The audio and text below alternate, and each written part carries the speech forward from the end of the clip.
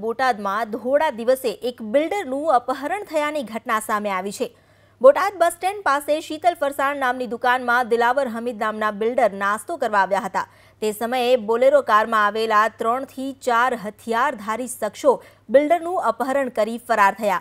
આ સમગ્ર ઘટના સીસીટીવી ફૂટેજમાં કેદ થઈ છે। આ સીસીટીવીને જોઈ શકાય છે કે 3 થી 4 શખ્સો બિલ્ડરનું અપહરણ કરી રહ્યા છે। अपहरण समये बिल्डर और 3 થી 4 शख्सों वच्चे झपाझपीना दृश्यो सर्जाय छे।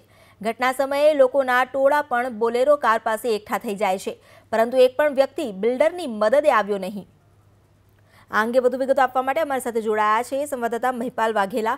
મહિપાલ, જે આ ઘટના બની છે ક્યારે બની, શું હતો આખો ઘટનાક્રમ? ચોક્કસ બોટાદ જિલ્લાના બોટાદ શહેરના નામી એવા બિલ્ડર દિલાવર હમીદથી આજે સવારમાં 8:45 કલાકે બસ સ્ટેન્ડ જે કોર્સ વિસ્તાર કહી શકાય ત્યાં શીતલ ફરસાણ નામની દુકાન આવેલી છે, જ્યાં તેઓ પોતે અત્યારે નાસ્તો લેવા માટે આવેલા હતા।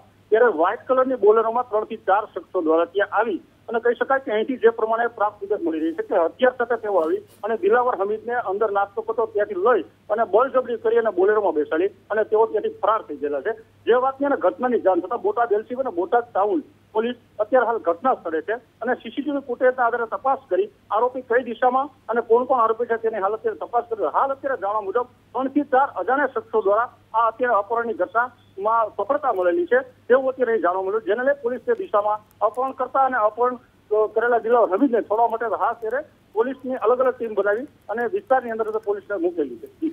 જી મહિપાલ, આભાર આપનો જાણકારી આપવા બદલ। તો હાલ તો એલસીબીની સાથે જ પોલીસ દળો પણ કામે લાગ્યા છે અને સીસીટીવી ફૂટેજના આધારે તપાસ કરી રહ્યા છે આ આખી ઘટનાના ઊંડાણમાં કયા લોકો હતા અને અપહરણ કરાયા બાદ ક્યાં લઈ જવામાં આવ્યા તે તમામ વિગતો અંગે તપાસ કરવામાં આવી રહી છે।